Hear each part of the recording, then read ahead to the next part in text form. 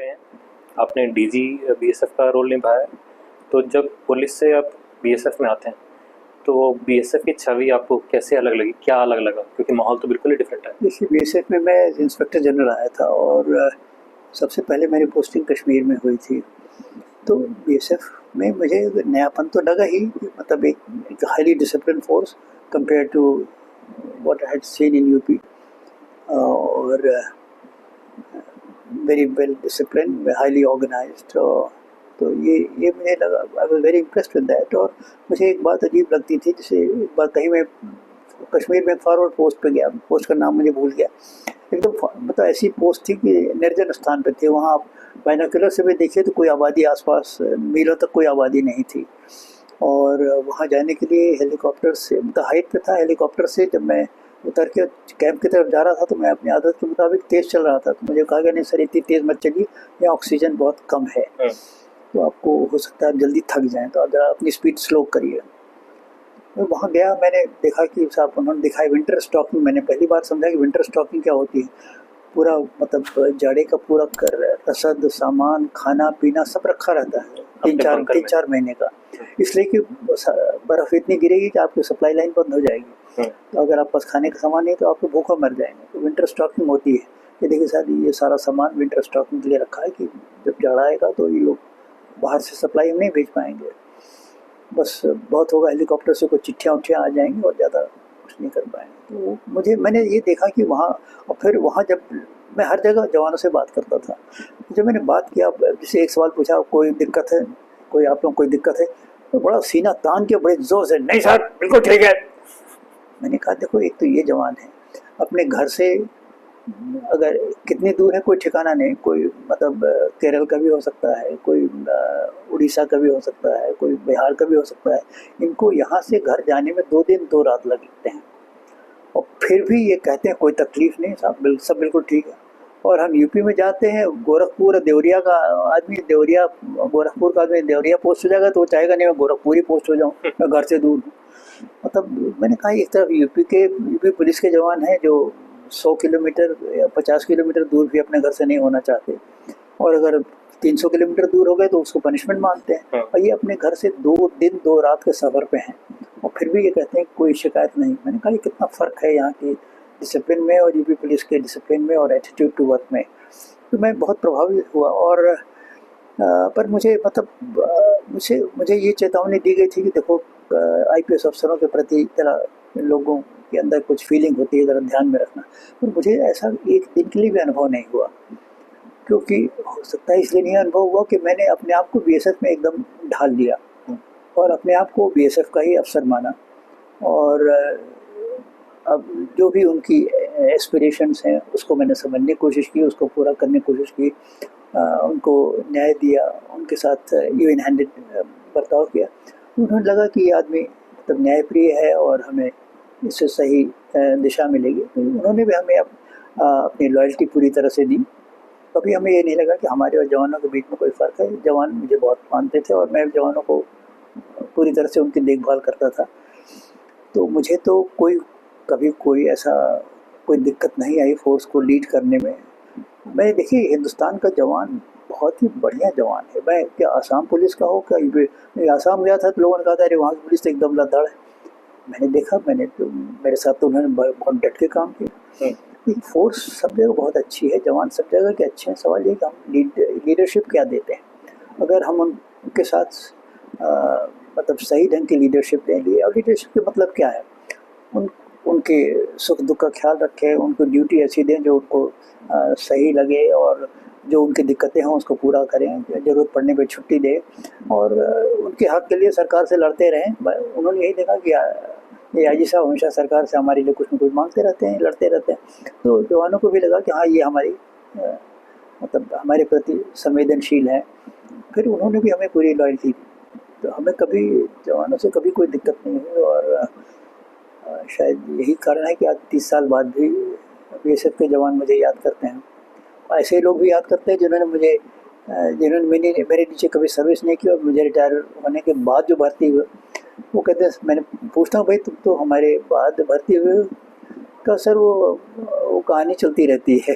बिल्कुल बिल्कुल। हमने बात की थी कुछ लोगों से, बीओपी में जाके ही बात की थी, और तब के टाइम के लोग हैं, उन्होंने आप बोला कोई डीजी हमें याद नहीं है बट प्रकाश सिंह सर हमें याद है। ये मैं सच्ची में अब बता रहा हूँ, राजस्थान में गए थे। खैर, आप पंजाब में गए थे आईजी बन के, और ऐसे टाइम पे गए थे जब फेंसिंग नहीं थी उस टाइम, और उस टाइम 84 के आसपास की बात है।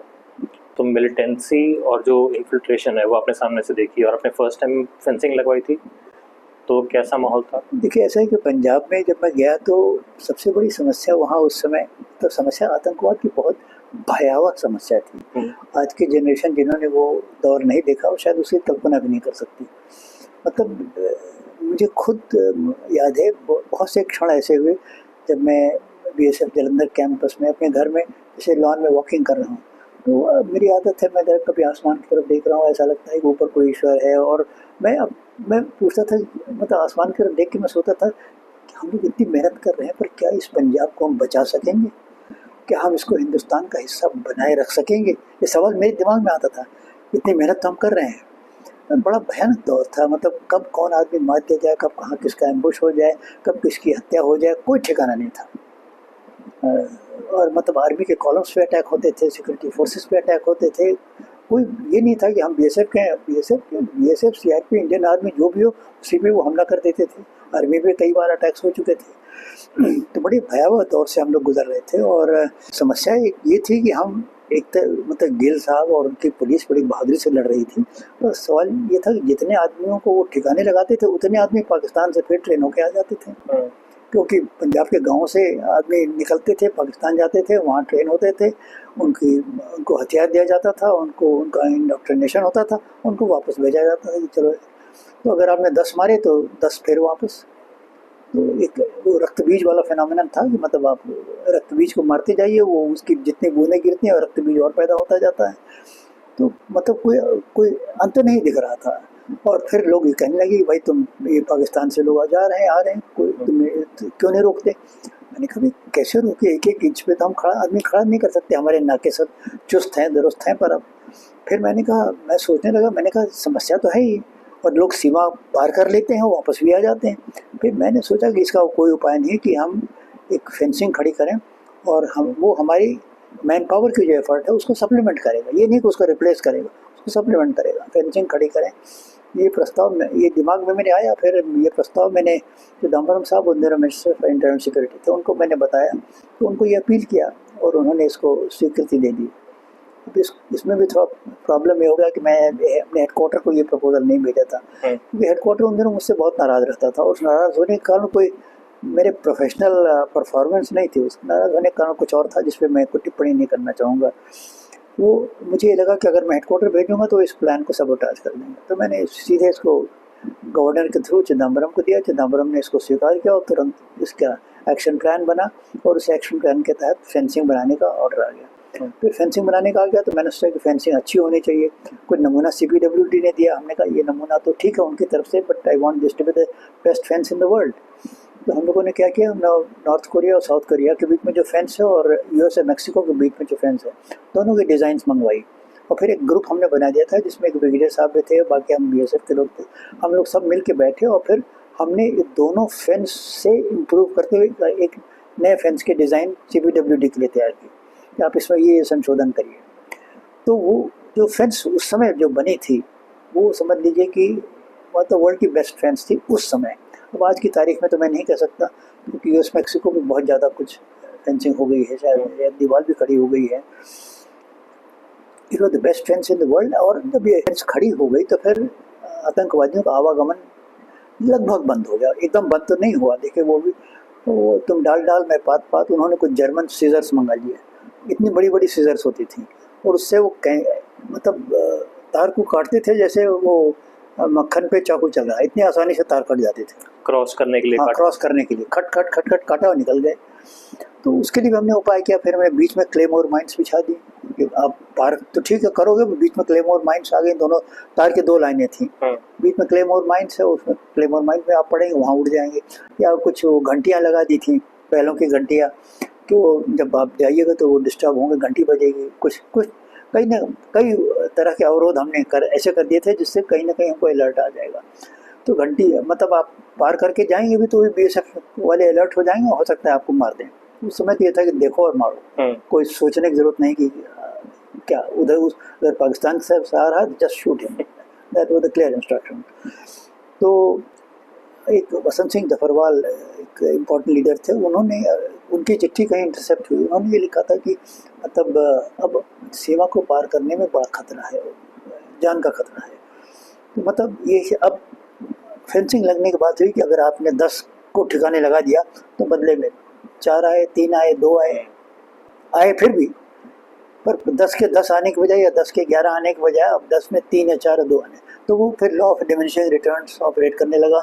आतंकवादियों की संख्या पहले तो 300-400 के बीच में थी, फिर धीरे धीरे करके 300 में आ गई, फिर 200 में आ गई, फिर 100 के नीचे जिस दिन चली गई डबल डिजिट में, हमने कहा अब हम लोगों ने मैदान फतेह कर लिया। अब कोई तो ये फेंसिंग का ही प्रभाव था। अगर इसको क्लासिकल भाषा में ये कहते हैं कि हमने ऑक्सीजन की सप्लाई बंद कर दी। आतंकवाद को जो ऑक्सीजन मिल रही थी पाकिस्तान, उसकी सप्लाई जब बंद हो गई तो आतंकवाद की आग धीरे धीरे धूमिल होती गई और एक दिन बुझ गई। अगर बीएसएफ ने ये काम नहीं किया होता तो मतलब सीमाओं को इतने प्रभावी ढंग से सुरक्षित नहीं किया होता तो आतंकवाद पंजाब में भी 10 साल और चलता, और आपको एक और गिल की या 2 और गिल की जरूरत पड़ती, वो हमें मिलते कि नहीं ये दूसरी बात है। ओके, इलेक्ट्रिफिकेशन ऑफ बॉर्डर भी शब्द आपने इंट्रोड्यूस किया था? मैंने किया था इलेक्ट्रिफिकेशन, वो देखिए गैर कानूनी था पर मैंने तो करवा दिया था, भैया देखो इसमें हमें सीमा की सुरक्षा ज़्यादा ज़रूरी है, हम बहुत ज़्यादा कानून के चक्कर में नहीं पड़ेंगे। तो मतलब इसके पहले कि आप फेंस को अप्रोच करें, एक तार, बिजली का तार था जो इलेक्ट्रीफाइड था और वो पूरे बॉर्डर पे रन कर रहा था, उसको लोग कोबरा कहते थे। तो रात को चलने में लोग बहुत डरते थे, पता नहीं कहाँ कोबरा, कहाँ किस घास में कहाँ अंदर है, अगर उस पर पैर पड़ गया तो फिर then you die then and there. तो यह है कि पहले तो फेंस पे पहुंचने में दिक्कत है because there is cobra in between, दिन में तो जा नहीं सकते, रात में ही जाएंगे और रात में वो इलेक्ट्रीफाइड रहता था। तो उसके बाद आपने फेंस काट दी तो कहीं क्लेमोर माइन में आप फंस गए, क्लेमोर माइन में नहीं फंसे, कहीं और कोई वार्निंग का से इन्होंने लगा रखा है। फ्लड लाइटिंग थी तो मतलब फ्लड लाइटिंग में फिर दिख जाएगा जो आदमी पार करेगा, तो ये था। और आदमी चौकन्ने थे ही, तो मतलब मारे जाने की पूरी संभावना थी। बोले अगर आप बॉर्डर पार करते हैं तो 90% chances are that will be shot dead. But sir इतनी मिलिटेंसी में भी जब गोल्डन टेम्पल में वहाँ पर सारे टेररिस्ट आ गए हैं, इकट्ठे हैं, आप वहाँ पर विदाउट वेपनरी, विदाउट बॉडीगार्ड्स अंदर जाते हैं, बेबाकी से जाते हैं और वहाँ पर जाके मिलिटेंट्स को धमका के भी आते हैं और स्पीच भी दे के आते हैं। ये गोल्डन टेम्पल में नहीं हुआ था, ये हुआ था तराई में नानक मता मंदिर में। तराई का नानक मता मंदिर उतना ही उसकी ख्याति है यूपी में जितने की गोल्डन टेम्पल की पंजाब में या पूरे देश में है। उसके मुकाबले छोटा है पर यह है कि उसकी ख्याति बहुत थी। और वह ये था कि तराई में आतंकवाद चल रहा था और आतंकवाद यूपी के लिए सबसे बड़ी समस्या थी। तो यूपी पुलिस के अफसर, मैं जब वहाँ डीजीपी हुआ तो यूपी पुलिस के कई अफसरों ने मुझसे इस टोन में बात किया कि सर हम लोग तो लूट मार डकैती सांप्रदायिक दंगे तो हम लोग निपट लेते हैं, पर ये आतंकवाद से कैसे निपटा जाए ये हम लोग को नहीं समझ में आ रहा है। और मैं पंजाब का अनुभव था मेरे पास, असम का अनुभव था, तो मैंने कहा ठीक है उसकी चिंता मत करो, मैं उसकी योजना बनाऊंगा। तो फिर मैंने एक योजना बनाई, एक किताब के रूप में बनाई कि ये चीज़ें आपको करना है। और वो किताब हर ज़िले में और बल्कि हर थाने तक उस पहुँचाया गया कि देखिए ये हमारी आतंकवाद से निपटने की हमारी ये योजना है और इसके मुताबिक आपको काम करना है। तो उसी दौरान में एक बार नानक मता गुरुद्वारे से मेरे लिए निमंत्रण आया कि साहब आप आइए, हम आपसे बात करना चाहते हैं। तो जब निमंत्रण आया तो मैंने स्टेट गवर्नमेंट को भी दिखा दिया इसको, देखिए ऐसा निमंत्रण आया। तो जो स्टेट मिनिस्टर, होम मिनिस्टर थे, उन्होंने मना किया कि नहीं आप वहाँ मत जाइए, वहाँ आपकी जान को खतरा रहेगा। अब मुझे ये लगा कि अगर मैं नहीं गया तो गुरुद्वारे वाले समझेंगे कि डीजी साहब डर के मारे नहीं आए। मैंने कहा मुझे तो जाना है, मैं जाऊँगा, जो होगा देखा जाएगा।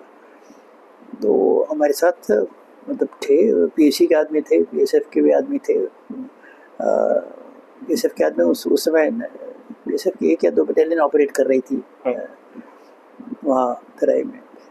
पर यह है कि आदमी जितने थे उनके सब हथियार बाहर रखवा लिए गए।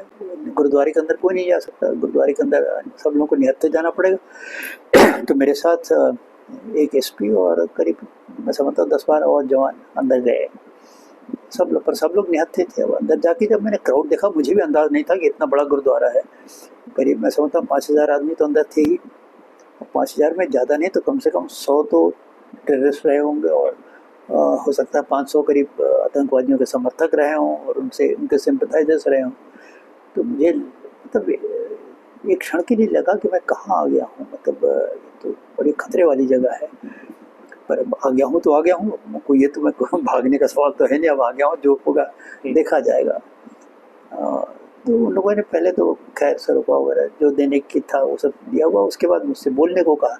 मैं कोई बोलने का मेरा कोई प्रोग्राम नहीं था, पर अब जब बोलने को कहा तो खैर शुरू किया मैं। फिर पता नहीं धारा प्रवाह अपने आप विचार आते गए एक के बाद एक। मैं करीब 40 मिनट बोलता रहा। मैं तो घड़ी देखा नहीं, मेरे एसपी ने कहा सर आप 40 मिनट बोले। मैं हिस्ट्री का स्टूडेंट था, मुझे सिख हिस्ट्री पूरी अच्छी तरह से मालूम थी, तो मैं मतलब उनको एक तरह से ललकारा वहाँ जाके कि देखिए आप हिंदुस्तान के मतलब इतने बड़े हमारी ढाल थे, हमारे सोर्ड आर्म थे। कोई आदमी विदेश से हमला नहीं कर सकता था हिंदुस्तान पे, क्योंकि पंजाब में बीच में सिख, पंजाब प्रोविंस है जहाँ सिख हैं और लड़ाके हैं, बहादुर हैं, और आज आप लोग हिंदुस्तान के खिलाफ लड़ रहे हैं। ये कितने अफसोस की बात है। देखिए अगर आपकी कोई शिकायत है, कोई आपके साथ अत्याचार हुआ है, आपके साथ बेइंसाफ़ी हुई, उसको दूर करने का जिम्मा मेरा है। आप मुझ पर विश्वास करिए। उन दिनों टाटा के केसेस लगते थे, terrorist and disruptive activities act, जैसे आजकल यूएपीए है, उन दिनों टाटा था, वो उससे भी ज़्यादा सख्त था। तो टाटा में होता है जैसा होता है, जिन लोगों को नहीं लगना चाहिए, जिससे थोड़ा सा भी शक हो उस पर टाटा लगा दिया, वो तो अंदर चला गया जेल, उसकी प्रॉपर्टी भी शायद कुर्क हो गई, सब कुछ हो गया। तो उनका ये कहना था कि टाटा गलत ढंग से लगाया जा रहा है, बेइंसाफ़ी हो रही है। तो हमने कहा जिनके खिलाफ बेइंसाफ़ी हो आप टाटा के केसेस मेरे पास लाइए, मैं उसको एग्जामिन करूँगा, उसकी जांच कराऊंगा, और अगर वास्तव में मैं भी कन्विंस हो गया तो मैं टाटा केसेस वापस ले लूँगा। ये मैंने उनको आश्वासन दिया। मैंने कहा देखिए अगर आप हथियार उठाइएगा तो लड़ाई होगी, और कोई मुझसे कोई मरवत की उम्मीद मत करिए, फिर तो मारे जाएंगे लोग, और इसका इसका कोई विकल्प नहीं है। पर अगर इंसाफ की बात है, मैं आपको इंसाफ देने की जिम्मा मैं लेता हूँ। अगर आपको मुझसे इंसाफ ना मिले तो फिर आपको उनको जैसे भी उनको ये लगा कि ये डीजी बहुत ट्रांसपेरेंट है और बड़े खुल के बात कर रहा है, तो why not give him a chance. तो फिर उन्होंने मतलब मेरे पास बहुत से मामले आने लगे कि साहब यहाँ ये भी इंसाफ है। तो मैंने हर मामले की जहाँ तक मुझसे हो सका जांच कराई, और जहाँ मुझसे हो सकता था, करीब मुझे याद है 10-12 केसेस टाटा के मैंने सब विड्रॉ कराए भारत सरकार, यूपी गवर्नमेंट से। तो उनको जब टाटा केसेस विड्रॉ हुए तो उनको लगा कि हाँ भाई ये this man means what he says. और मेरे ख्याल में मेरा वो नानक माता गुरुद्वारा जाना एक खतरनाक एक्सपीडिशन था, परंतु that prove to be turning point. उन्हें लगा कि here is a police officer who will stand by his words. और मुझे कहीं मेरे पास कटिंग है मौजूद, उस आज तक ये इंडिया टुडे हिंदी में निकलता था, हिंदी में भी निकलता, अभी भी निकलता है, उस समय भी निकलता था।